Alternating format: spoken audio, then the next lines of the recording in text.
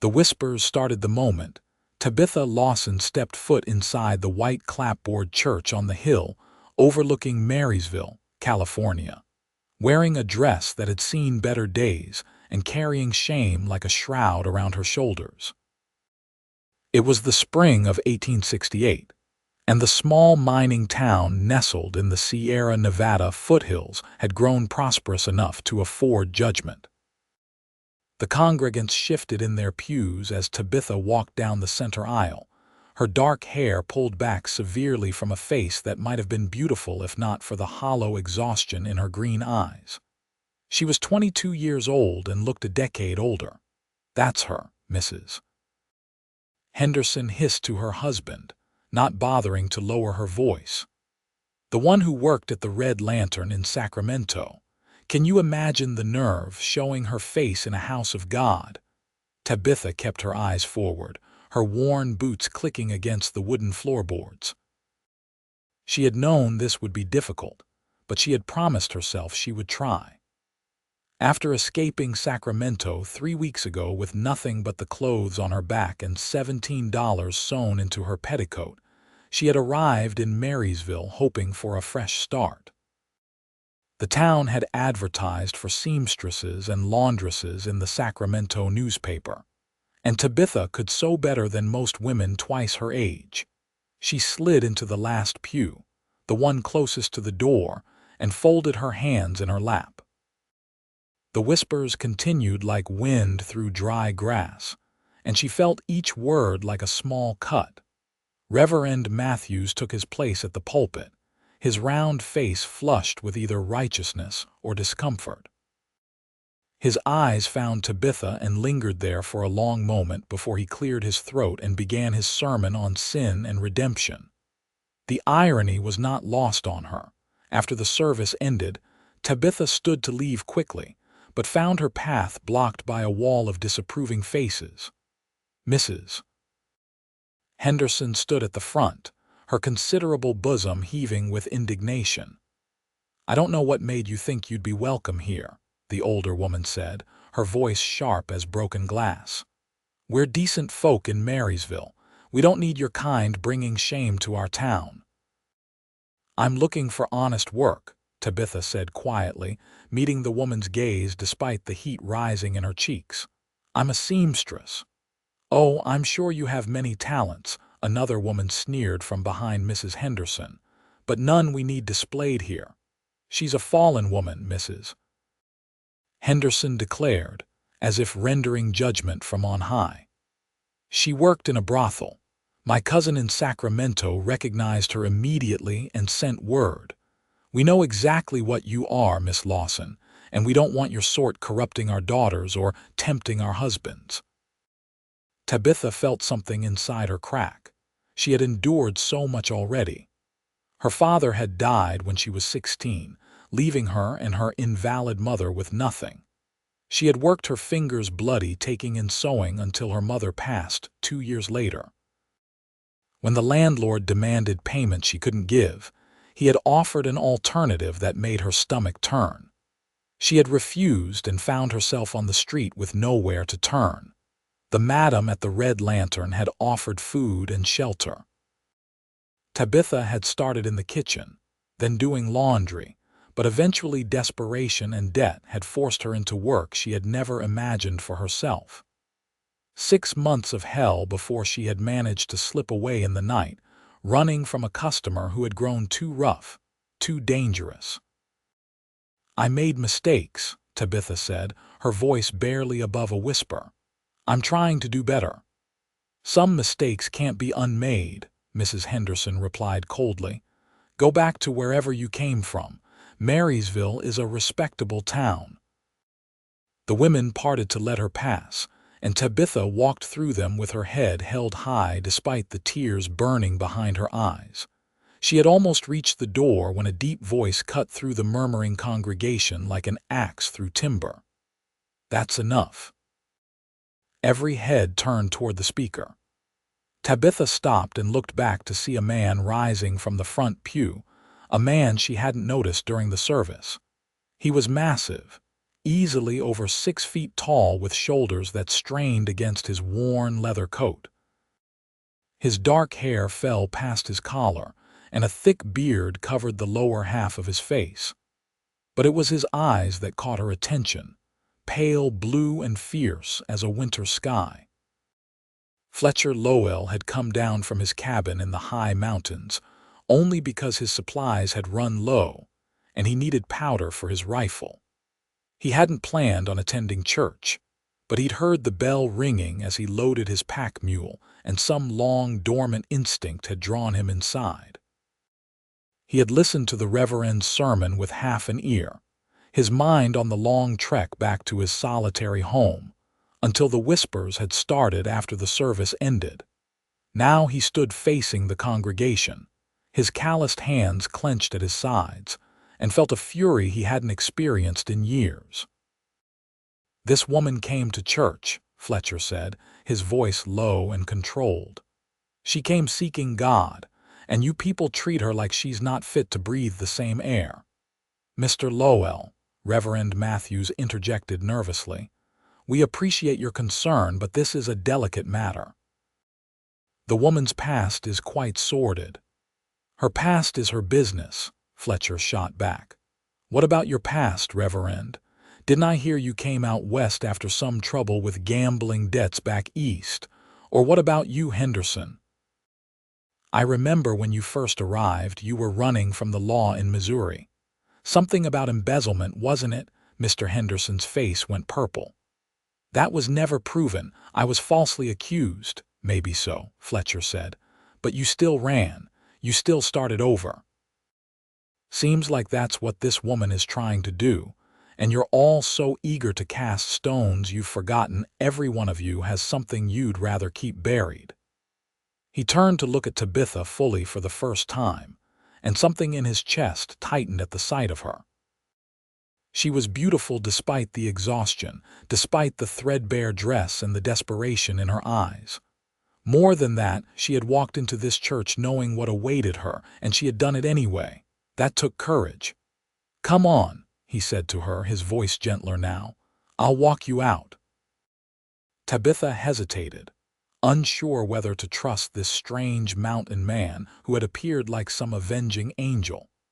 But the alternative was staying here under the hateful glares of the congregation, so she nodded and walked toward him on unsteady legs. Fletcher offered his arm, and she took it, feeling the solid muscle beneath the worn fabric of his coat. They walked together down the aisle and out into the bright spring sunshine. Behind them, the church erupted in scandalized whispers. Outside, Tabitha pulled her arm free and turned to face her unexpected defender. Up close, he was even more imposing, but there was something in his eyes that suggested he understood what it meant to be judged unfairly. "Thank you," she said. "You didn't have to do that." "Yes, I did," Fletcher replied. "What they were doing in there, that wasn't Christian. That was cruelty dressed up as righteousness. You'll have made yourself unpopular on my account. I don't come to town often enough to care what people think of me." He studied her face, noting the dark circles under her eyes and the way she swayed slightly on her feet. "When did you last eat?" The question caught her off guard. Yesterday morning. I have some money, but I've been trying to make it last until I find work." Fletcher made a decision in that moment, one that would change both their lives forever, though neither of them knew it yet. "The boarding house down the street serves a decent meal. Let me buy you lunch. I can't accept charity from a stranger." "It's not charity." "I'm hungry too, and I'd appreciate the company. I don't get much conversation up in the mountains." He softened his voice. "Please, let me do this one thing." Tabitha's pride warred with her hunger, and her hunger won. She nodded, and together they walked down the dusty main street of Marysville toward the boarding house. People stared from doorways and windows, adding this new scandal to the first. The boarding house dining room was nearly empty at this hour between services and Sunday dinner. Fletcher pulled out a chair for Tabitha at a corner table and then took a seat across from her. When the proprietor, a thin woman named Mrs. Ashford, came to take their order, her eyebrows rose nearly to her hairline at the sight of them together. "We'll have the roast chicken," Fletcher said. "And biscuits if you have them. Coffee too." Mrs. Ashford nodded curtly and disappeared into the kitchen. Fletcher leaned back in his chair, studying Tabitha in the better light of the dining room. She kept her eyes downcast, her hands folded in her lap in that same posture she'd held in church. "My name's Fletcher Lowell," he said, breaking the silence. "Most folks call me Fletch, Tabitha Lawson." She finally looked up at him. "What you did back there, standing up for me like that, why did you do it?" Fletcher was quiet for a moment, considering his answer. "I was a soldier once," he said finally. "Fought for the Union. Did things I'm not proud of, saw things that still wake me up at night. When the war ended, people looked at me different, like I was dangerous, like I might snap at any moment. Maybe they were right to worry. I came out west to get away from those looks, to find some peace in the mountains where nobody knew me and nobody cared about what I'd done." "That's different," Tabitha said softly. "You fought for your country." You survived," Fletcher interrupted. "Whatever you had to do to get through each day, you survived it. There's no shame in that." Tabitha felt tears prickling at her eyes again and blinked them back fiercely. "The people in that church don't see it that way. The people in that church are hypocrites who think their sins are somehow cleaner than yours because they committed them in private." Mrs. Ashford returned with 2 plates of roast chicken, fluffy biscuits, and green beans swimming in butter. The smell alone made Tabitha dizzy with hunger. She forced herself to eat slowly, with manners, though she wanted to fall on the food like a starving wolf. Fletcher ate his own meal and watched her, pleased to see color returning to her pale cheeks. As they ate, he found himself asking questions about her, wanting to know more about this woman who had walked into that church knowing she'd face condemnation. Tabitha found herself answering honestly, telling him about her parents' deaths, about the desperate choices that had followed. She didn't spare herself, didn't try to make it sound better than it was. But she also told him about the nightmares, about the customer who had beaten another girl so badly she nearly died, about the night Tabitha had run with nothing but terror driving her feet. "I just want a chance to start over," she said, pushing her empty plate away. "I can sew anything. I worked in a dress shop before my father died. I could make a living here if someone would just give me a chance. What about Sacramento? Bigger city, more opportunities." She shook her head vehemently. "I can't go back there. The Red Lantern's madam has connections all through the city. She considers me stolen property since I left owing money for my room and board. If she finds me, she'll make sure I end up back there or worse." Fletcher nodded slowly, an idea forming in his mind.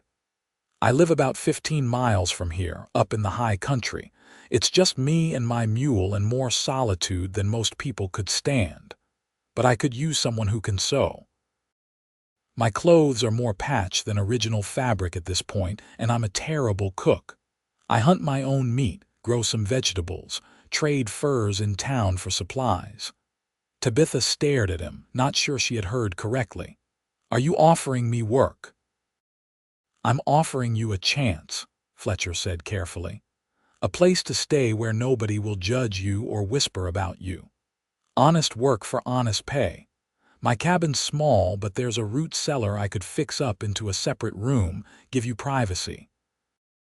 I'd expect you to earn your keep with cooking and sewing and helping with the garden, but you'd be safe there. Why would you do this? You don't know me." Fletcher met her eyes steadily. "Because someone needs to. Because those people in that church forgot what mercy looks like. And because I've been alone on that mountain for 3 years now, and maybe it's time I remembered how to be human again. It was insane. Going off into the mountains with a strange man, no matter how kind he seemed, was the sort of thing that could end very badly for a woman with no protection and no options.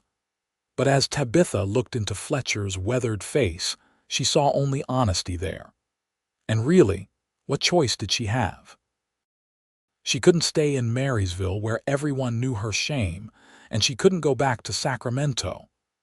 "I'd need to get my things from the boarding house where I've been staying," she said slowly. "I'll wait while you collect them. We can head up the mountain this afternoon, get you settled before dark." They finished their coffee in companionable silence. Fletcher paid Mrs. Ashford, ignoring the woman's disapproving sniff, and waited outside while Tabitha retrieved her meager belongings from the shabby room she'd been renting. Everything she owned fit into one battered carpetbag that had belonged to her mother.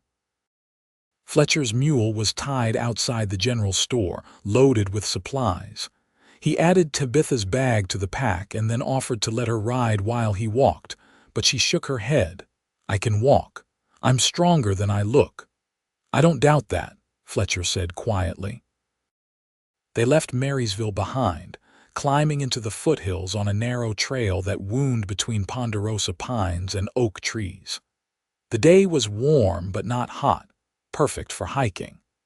Tabitha's worn boots weren't ideal for mountain trails, but she kept pace without complaint, determined not to slow them down. Fletcher kept the pace manageable and pointed out landmarks as they walked. A creek where he sometimes panned for gold, though he'd never found much. A meadow that filled with wildflowers in summer. The scar on a tree where a bear had marked its territory. "We get bears up here?" Tabitha asked, trying to keep the nervousness from her voice. "Sometimes. Mostly they keep to themselves if you don't bother them. I've got a good fence around the cabin and the chickens. Haven't lost one to a bear yet." "You have chickens?" 6 hens and a rooster. "Fresh eggs every day." He glanced at her. "You ever keep chickens?" "When I was a girl, before my father died, we had a small farm outside Placerville." "That's not far from here. What brought your family to California?" "The gold rush, same as everyone else. My father had dreams of striking it rich. We never found much gold, but he was a good carpenter, made a decent living building houses for miners until his heart gave out." Tabitha paused to catch her breath as the trail grew steeper. "What about you? Where are you from originally?" "Ohio. Small town outside Cincinnati. Enlisted when the war started, spent 4 years fighting, came out west when it ended. Tried living in Sacramento for a while, but the crowds and the noise got to me. Found this mountain and decided to stay." "Don't you get lonely?" Fletcher was quiet for a long moment. "Lonely's better than being surrounded by people, and feeling alone anyway." Tabitha understood that better than she could say. They reached the cabin as the sun began its descent toward the western peaks. It was larger than Tabitha had expected, built of solid logs with a stone chimney and real glass windows. A covered porch stretched across the front, and she could see the chicken coop Fletcher had mentioned off to one side, enclosed by sturdy fencing. "It's beautiful," she said, and meant it. The cabin sat in a natural clearing with a view down the valley toward Marysville in the distance. Pine trees surrounded them on 3 sides, and a small stream bubbled past about 20 yards from the front door. "Built most of it myself," Fletcher said, and she could hear the pride in his voice. "Root cellars around back. Let me show you where you'll stay." He led her around the cabin to a slanted door set into the hillside. When he pulled it open, Tabitha half expected to see a dark hole in the ground. Instead, there were stairs leading down to a surprisingly spacious room with walls of fitted stone. It was cool and dim, but dry. "I'll bring down a bed frame and mattress," Fletcher said. "We can fit a small stove in that corner for heat. There's no window, but I can hang some lanterns. It won't be fancy, but it'll be private and safe." "It's more than I have any right to expect," Tabitha said softly. "Thank you. Fletcher felt that strange tightening in his chest again at the gratitude in her voice. "Come on. I'll show you the inside of the cabin and then we'll get started on supper. I hope you meant it when you said you could cook, because I'm tired of half-burned rabbit and beans." The cabin's interior was as well built as the exterior. One large room served as kitchen and living area, with a massive stone fireplace taking up most of one wall. A doorway led to what Tabitha assumed was Fletcher's bedroom. The furnishings were rough but sturdy, obviously handmade.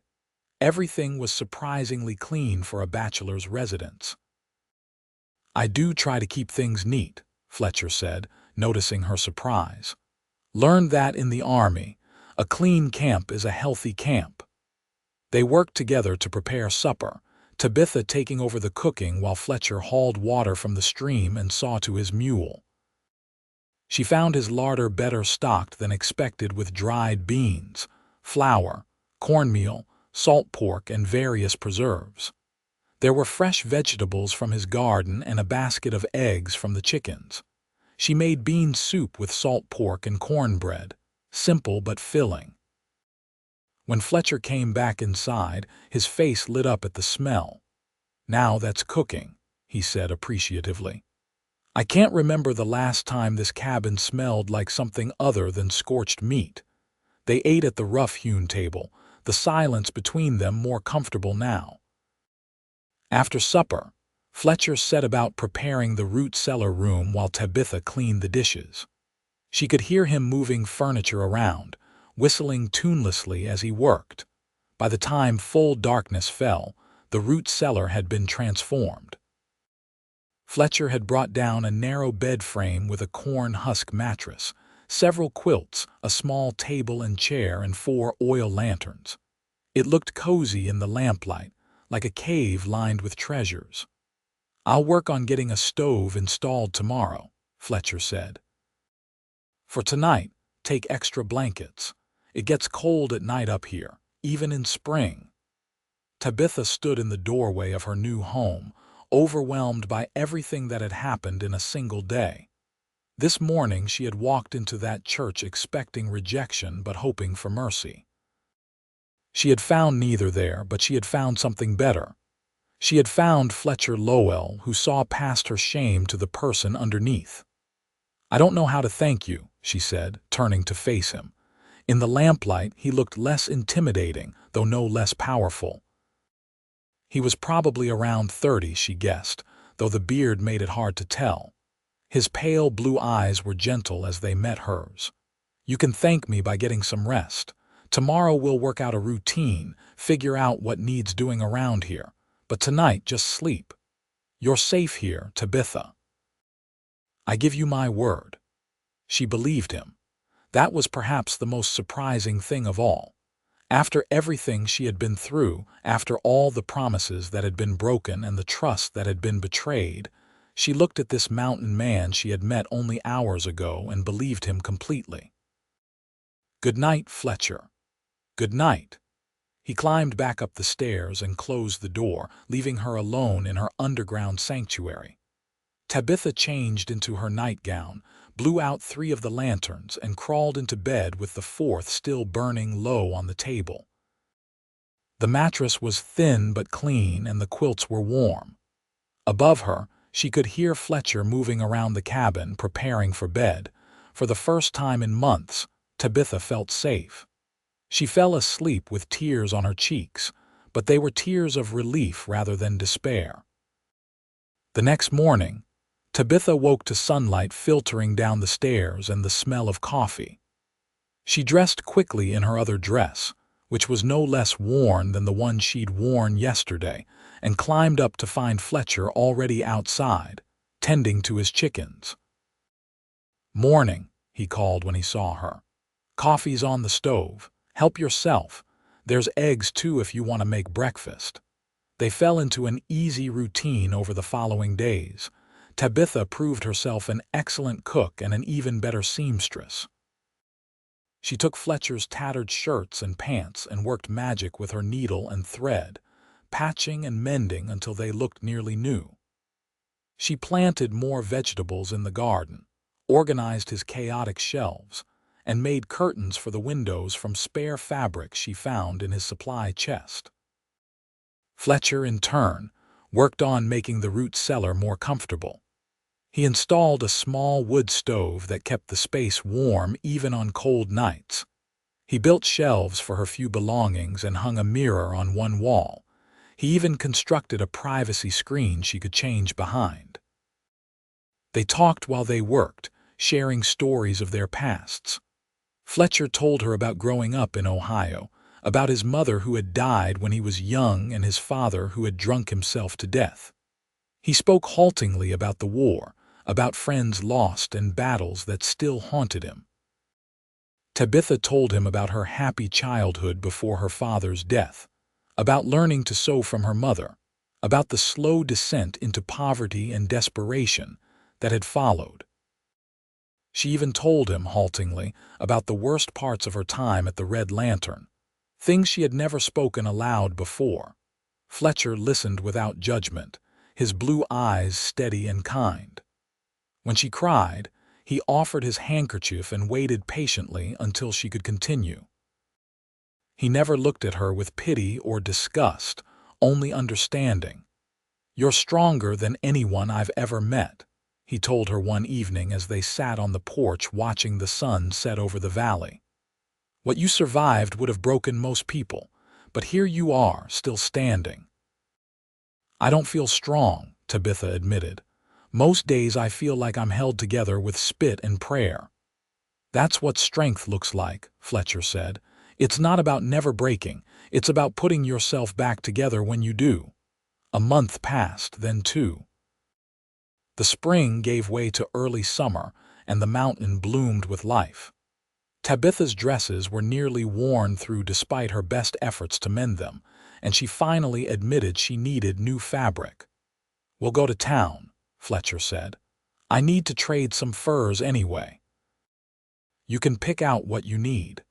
Tabitha's stomach clenched at the thought of returning to Marysville. "I don't know if I'm ready to face those people again." "You don't have to face anyone. We'll do our business and leave, and I'll be with you the whole time." They made the trip on a warm June morning, Fletcher walking beside his loaded mule while Tabitha kept pace.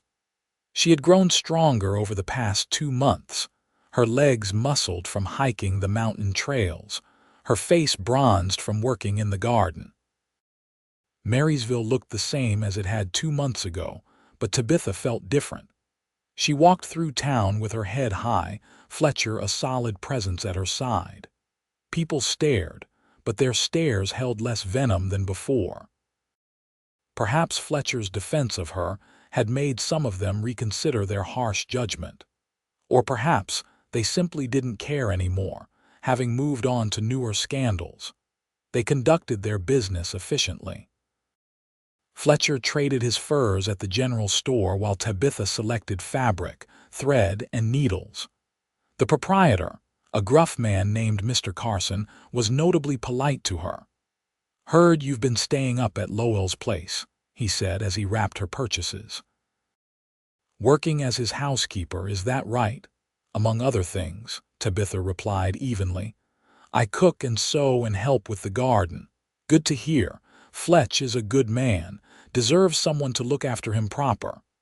Mr. Carson handed her the wrapped package. "You ever need anything, miss, you're welcome in my store." It was a small kindness, but it meant the world. Tabitha thanked him sincerely and rejoined Fletcher outside. They were preparing to leave when Reverend Matthews appeared, hurrying down the boardwalk toward them.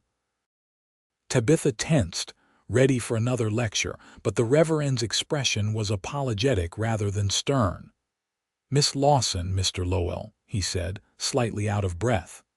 "I'm glad I caught you. Miss Lawson, I wanted to apologize for what happened at the church. The way the congregation treated you was shameful and unchristian. I should have put a stop to it immediately, and I didn't. For that, I am deeply sorry." Tabitha was too surprised to respond immediately. Fletcher filled the silence. "That's good of you to say, Reverend." I've been preaching about judgment and mercy for the past several weeks, Matthews continued, looking at Tabitha. Some people are listening, not everyone, but some. If you ever want to attend services again, you would be welcome. I'll make sure of it. Thank you, Tabitha managed. I'll think about it. They parted ways with the Reverend and headed back up the mountain trail. Tabitha was quiet for a long time, processing what had just happened. People can surprise you sometimes, Fletcher said as they walked. Not always in bad ways. He called you Fletch. Like your friends. We're not friends exactly, but I've sold him venison a few times when his family needed meat. He's not a bad man, just weak sometimes. Takes courage to stand up to your congregation. You did it. I'm not part of that congregation. I had nothing to lose. Fletcher adjusted the pack on his mule's back. Besides, some things are worth fighting for. Something in his tone made Tabitha look at him more closely. Over the past 2 months, she had grown accustomed to his presence, to his quiet strength and gentle humor. She had stopped seeing him as her employer or benefactor, and started seeing him simply as Fletcher, the man who made her laugh with his terrible jokes and who left wildflowers on the kitchen table because he knew she liked them. Now she noticed other things. The way his eyes followed her when she moved around the cabin, the care he took to make her comfortable, the fact that he had built her not just a room but a home, with small touches that showed he had been paying attention to what she liked. And she realized with a start that felt like falling that she had feelings for him too. Feelings that went far beyond gratitude or friendship.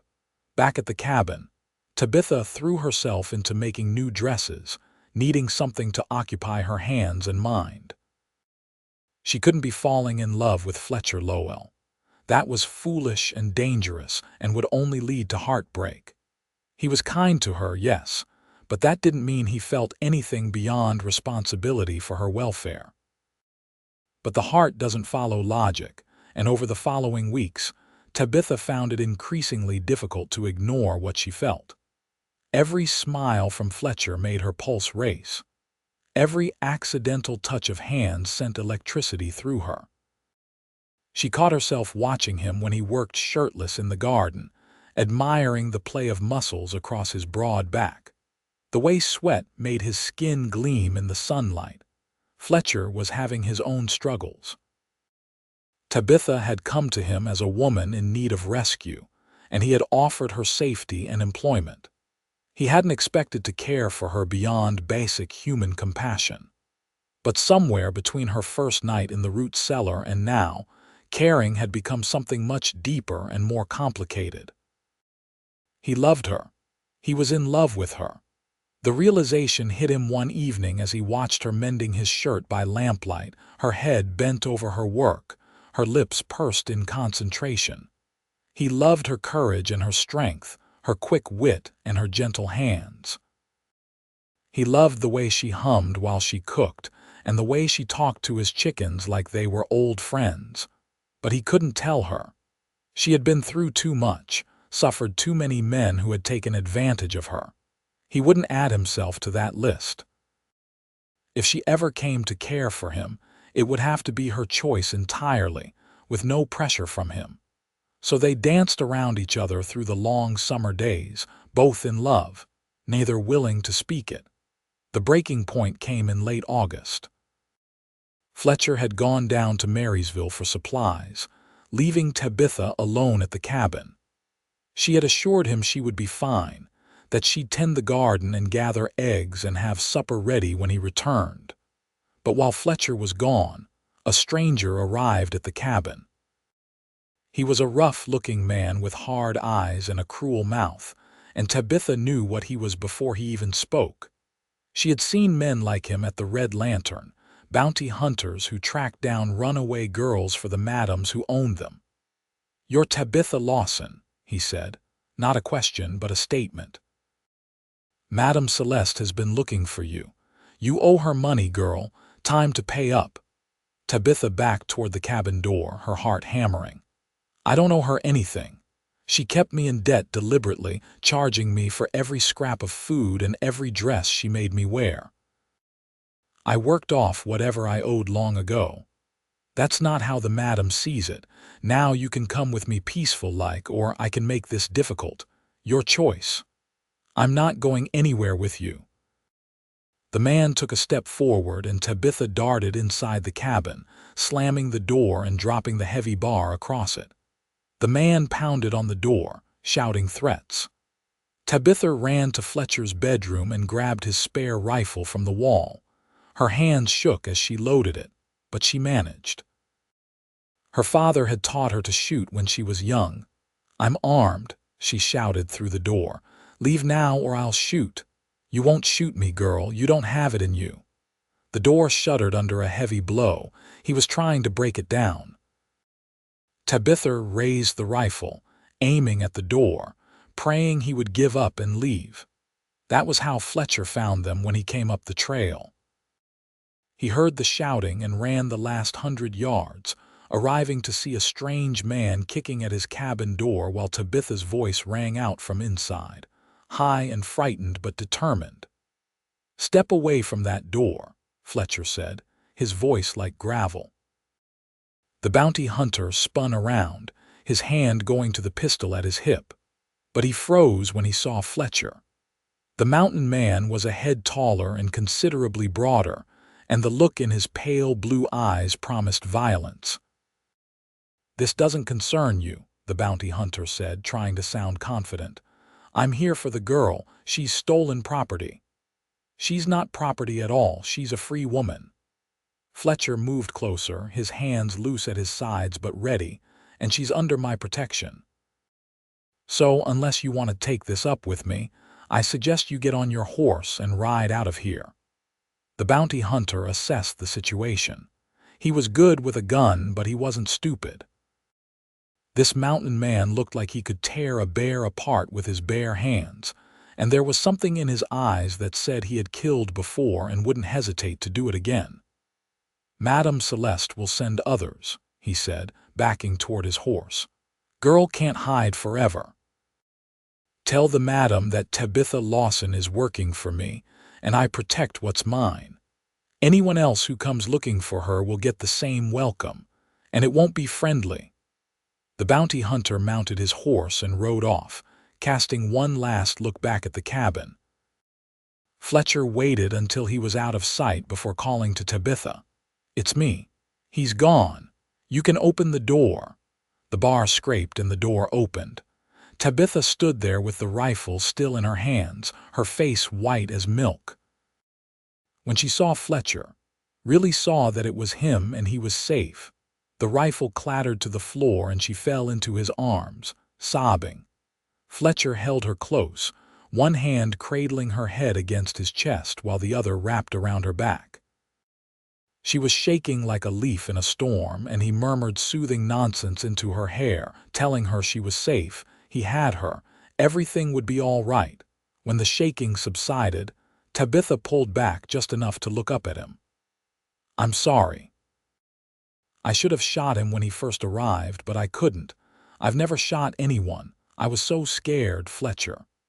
"You did exactly right," he assured her. "You barricaded yourself inside and armed yourself. You were smart and brave." His hands came up to cup her face, his thumbs brushing away her tears. "I'm sorry I wasn't here. I should never have left you alone. You couldn't have known." She closed her eyes, leaning into his touch. "He said Madame Celeste would send others. What if they come back? What if they hurt you because of me? Let them come. They'll regret it." Fletcher's voice was hard, but his hands were gentle on her face. "Tabitha, look at me." She opened her eyes. "I meant what I said to that man. You're under my protection. Not because you work for me or because I feel responsible for you, but because," he paused, searching for the right words, "because you matter to me. More than anyone has mattered in a very long time." Tabitha's breath caught. "Fletcher, I'm in love with you," he said simply. "I have been for weeks now. I didn't say anything because I didn't want to pressure you, didn't want you to feel obligated because I gave you a place to stay. but I can't keep it inside anymore. I love you, Tabitha. I love your strength and your courage and the way you sing to the chickens when you think I can't hear. I love how you've turned this cabin into a home. I love everything about you." Tears were streaming down her face again, but these were different tears. "I love you too," she whispered. "I've been trying not to because I was afraid. Afraid you couldn't really care for someone like me, someone with my past. Afraid that if I loved you and lost you, I wouldn't survive it." "You'll never lose me," Fletcher promised. "I'm not going anywhere and neither are you. We'll face whatever comes together." He kissed her then, a gentle press of lips that quickly deepened into something more passionate. Tabitha's arms wrapped around his neck and she kissed him back with everything she had, pouring months of longing and fear and hope into that kiss. When they finally broke apart, both breathing hard, Fletcher rested his forehead against hers. "Marry me," he said. "Not because of what happened today or because you need protection. Marry me because I love you and want to spend my life with you. Marry me because you love me too and want the same thing." "Yes," Tabitha said without hesitation. "Yes, I'll marry you." They held each other on the cabin porch as the sun set over the valley, two broken people who had found healing in each other's arms. The next Sunday, they rode down to Marysville together. Fletcher had sent word ahead to Reverend Matthews that they wished to be married, and the Reverend had agreed to perform the ceremony after the regular church service. When they walked into the church together, hand in hand, the congregation fell silent. But this time the silence was different. Some people still whispered, but others smiled. Mrs. Henderson looked like she had swallowed a lemon, but even she kept her disapproval to herself. Reverend Matthews performed the ceremony with obvious pleasure, joining their hands and pronouncing them husband and wife before God and the congregation. When Fletcher kissed his bride, there was scattered applause. After the ceremony, several townspeople approached to offer congratulations. Mr. Carson from the general store shook Fletcher's hand and gave Tabitha a small bag of peppermints as a wedding gift. The blacksmith's wife, a kind woman named Sarah Miller, hugged Tabitha and told her she was beautiful. But the most meaningful moment came when Reverend Matthews took Tabitha aside and spoke quietly to her. "I've been thinking about what to preach next week," he said. "I think I'll talk about the woman at the well. You know the story. Everyone knew her past, everyone judged her. But Jesus saw her worth when no one else did. He offered her living water and a chance at redemption." Tabitha felt tears prick her eyes. "Thank you, Reverend." "No, thank you," he replied. "You've taught this congregation an important lesson just by being here, by not giving up even when we treated you shamefully. And Mr. Lowell taught us what it really means to love your neighbor." He smiled. "I have a feeling I'll be preaching about both of you for quite some time." As Fletcher and Tabitha rode back up the mountain together that afternoon, now husband and wife, Tabitha thought about the Reverend's words. She thought about the woman at the well, about Jesus offering her redemption when everyone else offered only judgment. "What are you thinking about?" Fletcher asked, noticing her pensive expression. "About rising," she said. "When I walked into that church months ago, I felt so low, like I was beneath everyone else, less worthy, less human. They called me a fallen woman, and maybe I was, but I think I've risen higher than any of them now. Not because I'm better than them, but because I fell so far that I learned what really matters. Love, mercy, second chances." Fletcher reached over and took her hand. "You didn't rise because you fell, Tabitha. You rose because you're strong. You always were. You just needed someone to remind you." "You reminded me," she said softly. "You saw me when everyone else looked away.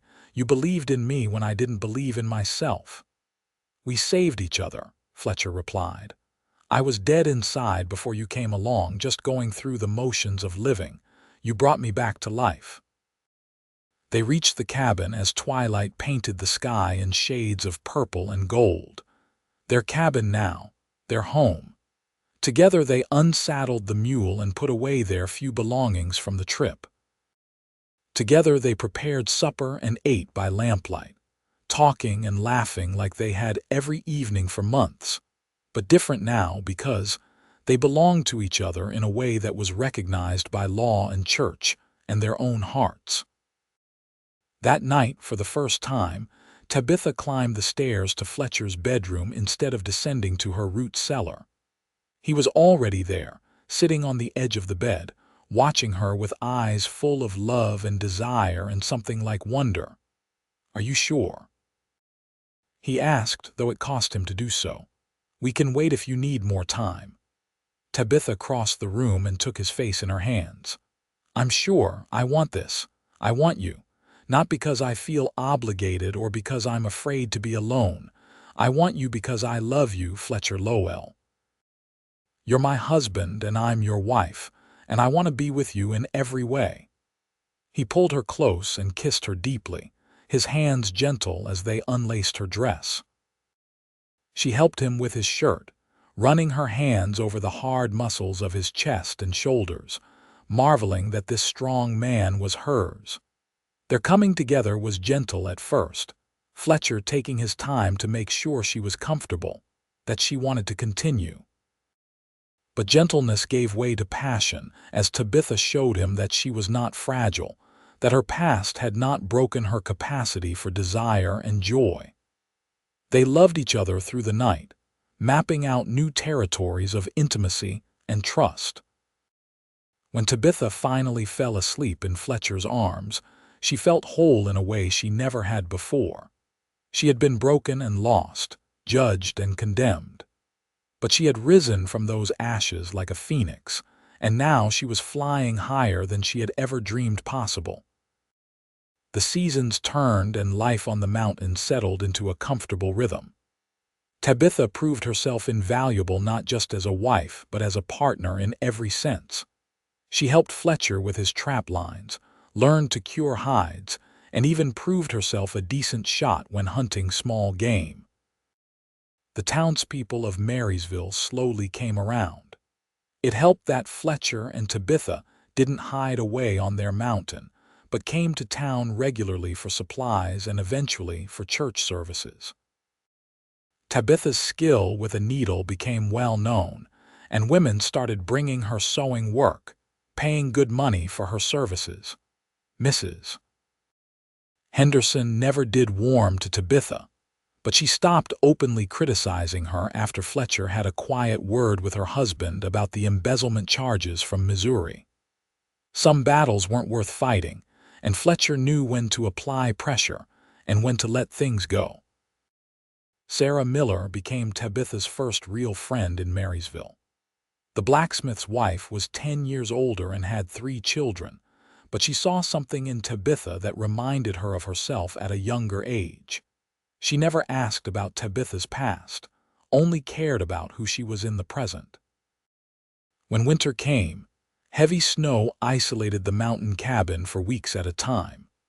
But Tabitha and Fletcher were cozy in their home, with plenty of firewood stacked outside and a well-stocked larder.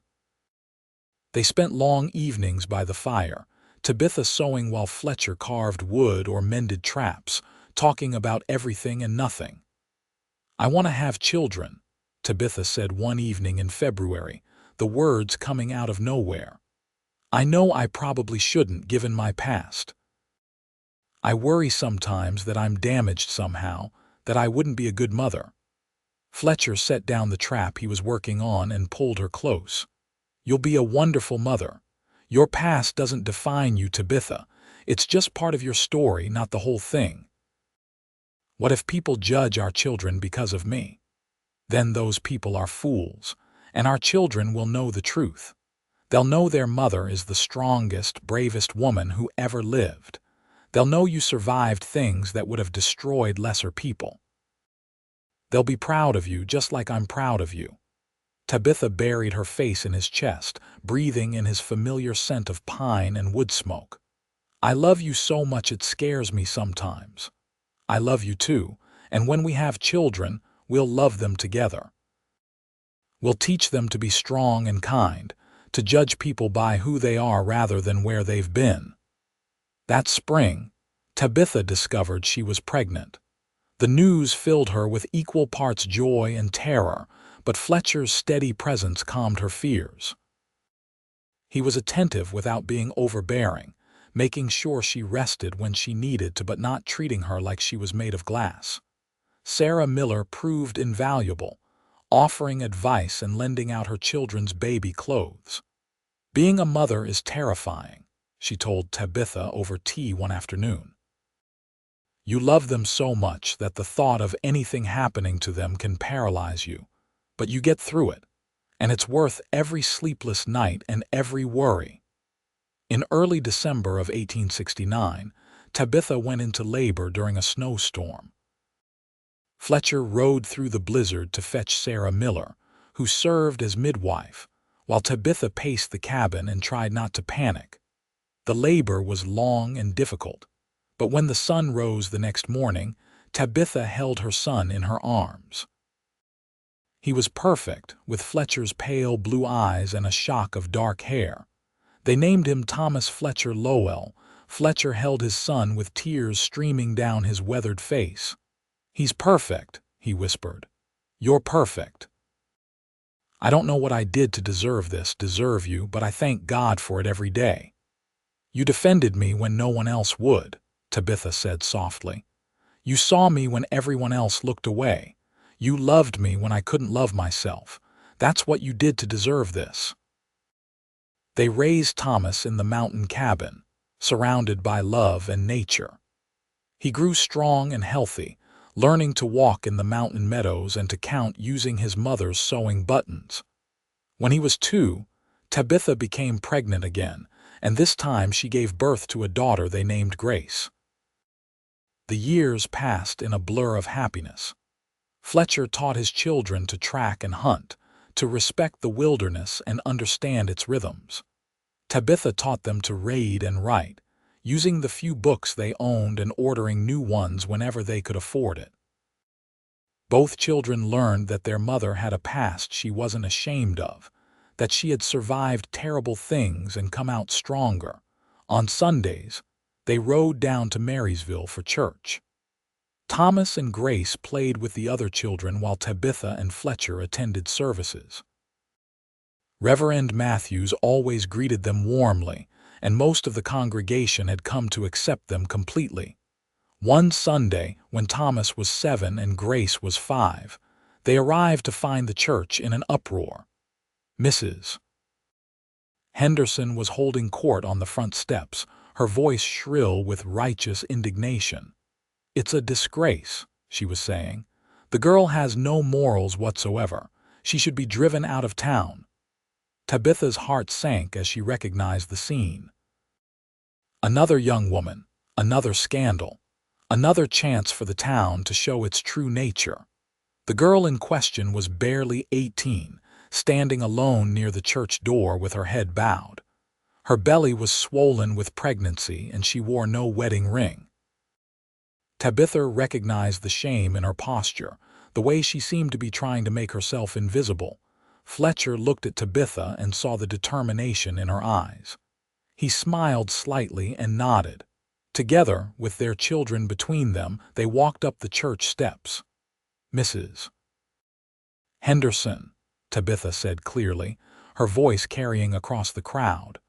"I notice you seem to have forgotten the lessons you were supposed to learn all those years ago when you judged me just as harshly." Mrs. Henderson's face went red. "This is different. This girl is unwed and pregnant, flaunting her sin before the whole town." "I was a prostitute," Tabitha said bluntly, ignoring the gasps from some of the younger congregants who had never heard her story. "I worked in a brothel out of desperation and poverty. By your logic, I should have been driven out of town, never allowed to marry or have children or be part of this community. But I wasn't driven out, thanks to this man." She gestured to Fletcher. "He saw past my mistakes to the person I was trying to become. He gave me a chance when no one else would, and look what happened. I have a good life now, a family, a home. I'm happy. Do you want to deny this girl the same chance at happiness?" The crowd was silent. Fletcher put his hand on Tabitha's shoulder, a gesture of support and pride. "What's your name?" Tabitha asked the young woman gently. "Lily," she whispered. "Lily Peterson."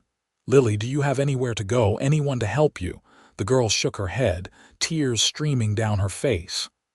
"My parents threw me out. The baby's father left town. I have nothing." Tabitha looked at Fletcher, a silent question in her eyes.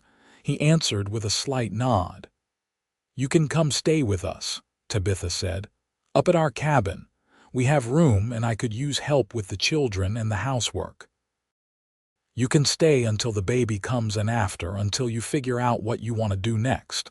No judgment, no conditions. Just a safe place and a chance to catch your breath." Lily looked up with hope dawning in her eyes. "Really? You do that for me?" "Someone did it for me once," Tabitha said simply. "I'm just passing it forward." Reverend Matthews stepped forward, his voice carrying across the crowd. "I think we've all been reminded of an important lesson today. Judge not, lest ye be judged. Mrs. Lowell has shown us what Christian charity really looks like. Perhaps we should all take note." Mrs. Henderson, defeated, turned and stalked away. The rest of the congregation murmured among themselves, but the tide had clearly turned. Several women approached Lily to offer help and supplies for the coming baby. After the service, Lily rode up the mountain with Fletcher, Tabitha, and their children. She was quiet at first, overwhelmed by the kindness being shown to her. But Tabitha remembered what that felt like and gave her space to adjust. Lily stayed through the winter and spring. She helped Tabitha with cooking and cleaning, played with Thomas and Grace, and slowly began to heal from the wounds of rejection. When her daughter was born in March, Tabitha served as midwife, drawing on her experience with her own children. Lily named the baby Hope, and the name seemed fitting. She had found hope when she thought all was lost, just as Tabitha had years before. That summer, a young carpenter came to Marysville looking for work. His name was Daniel Foster, and he had kind eyes and a gentle manner. He met Lily at church and was immediately smitten. When he learned she had a baby daughter, it didn't matter to him. He courted her properly, with Fletcher's permission since she was living under his protection. By fall, Daniel and Lily were married. He built them a small house at the edge of Marysville, and Lily left the mountain cabin with tears and gratitude. "You saved my life," she told Tabitha on her last day. "You and Mr. Lowell, I'll never forget what you did for me." "Just remember the lesson," Tabitha replied, hugging her tight. "When you see someone in need, someone the world has judged and found wanting, remember how it felt to be in their shoes. Show them the same mercy you were shown." Life continued its steady rhythm. Fletcher and Tabitha's children grew strong and confident, secure in their parents' love. Thomas developed his father's skill at tracking and hunting, while Grace showed her mother's talent for sewing and art. Both children had a strong sense of justice and an unwavering compassion for the downtrodden, learned from watching their parents live those values every day. In the spring of 1880, Tabitha stood on the cabin porch watching Fletcher teach Thomas how to properly sharpen an axe while Grace picked wildflowers in the meadow. She was 34 now, and the years had been kind to her. The haunted look had long since left her eyes, replaced by peace and contentment. She thought about the girl she had been, terrified and alone, walking into that church in Marysville, expecting nothing but condemnation. She thought about the whispers that had followed her, the judgment in those faces. They had called her a fallen woman, and perhaps she had been, but Fletcher had been right that day when he defended her. She had risen higher than any of them, not through pride but through perseverance. She had taken the worst the world could throw at her and transformed it into something beautiful. Her shame had become her strength. Her past had become her wisdom. Fletcher looked up from his work with Thomas and caught her watching. His face broke into a smile, the same smile he had given her countless times over the years, the smile that said she was loved and valued and precious beyond measure. He was older now, his dark hair threaded with silver and his beard fully gray, but he was still the strongest man she knew, still the protector who had stood between her and a cruel world. He walked over to her, leaving Thomas to finish sharpening the axe on his own. His arms came around her from behind, pulling her back against his broad chest. "What are you thinking about?" he murmured into her hair. "About rising," she said, just as she had on their wedding day 12 years ago. "About how far we've come." "We've come far together," Fletcher corrected gently, "and we have farther to go still. But wherever we go, whatever happens, we'll face it together." Tabitha turned in his arms and kissed him, a sweet kiss full of promise and commitment. "Together," she agreed. That evening, as they sat around the dinner table with their children, laughing and talking about the day's events, Tabitha felt a profound sense of gratitude. She had been knocked down by life, judged and condemned by people who should have shown mercy. But she had gotten back up. She had kept moving forward, kept believing that somewhere there was a place for her, a life worth living. And she had been right. This was that life. This cabin in the mountains, this man who loved her unconditionally, these children who thought she hung the moon. This was everything she had dreamed of in those dark days when hope seemed impossible.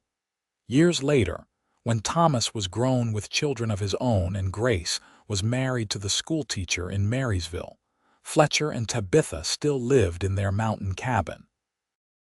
They were older now, moving a bit slower, but their love had only deepened with time. They sat on the porch one evening in the summer of 1895, watching the sun set over the valley just as they had done thousands of times before.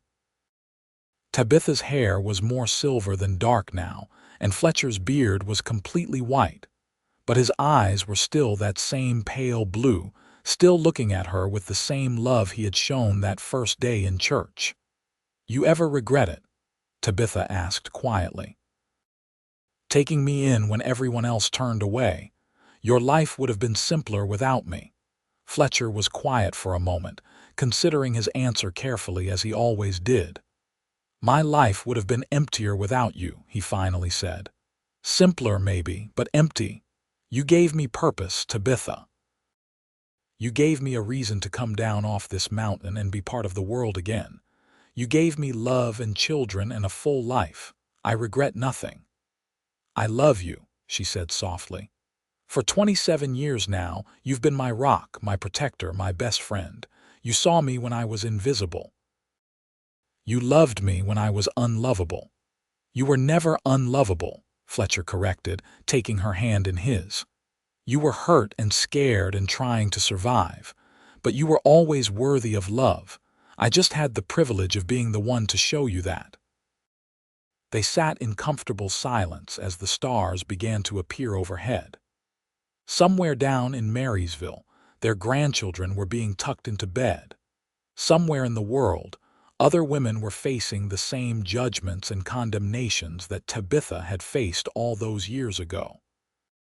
But she had proven that it was possible to rise above it, to build a life of meaning and purpose despite the cruelty of others. She had been called a fallen woman by people who thought they had the right to judge. But Fletcher had been right that day in the church. She had risen higher than any of them, not through pride or vengeance, but through grace and perseverance. She had taken the worst thing that ever happened to her and transformed it into her greatest strength.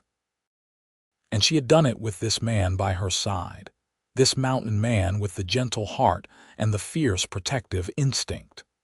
Together, they had built something beautiful from the ruins of their pasts. Together, they had proven that love and mercy were stronger than judgment and condemnation. As they sat on their porch under the stars, holding hands like they had on their wedding day so many years ago, Tabitha felt completely at peace. She had risen, indeed, and she would spend the rest of her days showing others that they could rise too, no matter how far they had fallen. The story of the mountain man and the fallen woman became legend in Marysville, passed down through generations.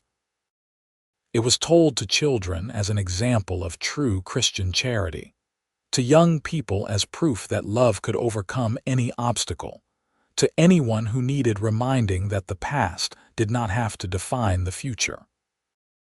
And in the high mountains above the town, in a sturdy cabin built with love and determination, Fletcher and Tabitha Lowell lived out their days in happiness and peace, proof that sometimes the most beautiful stories come from the most broken beginnings. Their legacy lived on through their children and grandchildren, through Lily and the countless other women Tabitha helped over the years, through every person in Marysville who learned from their example that mercy was stronger than judgment, that love was more powerful than condemnation. In the end, that was what mattered. Not the whispers or the scandal, not the judgment of people who thought they were better. What mattered was the choice Fletcher had made to defend her, the choice Tabitha had made to keep going despite everything, the choice they both made every single day to love each other and build a life worth living. She had been called a fallen woman, but she had risen higher than any of them could have imagined, and she had done it with grace and strength, and the unwavering support of a man who saw her worth when no one else would. That was their story. That was their truth. And it was a truth that would echo through the years, inspiring others to show mercy, to offer second chances, to see the person beneath the shame and offer them a chance to rise.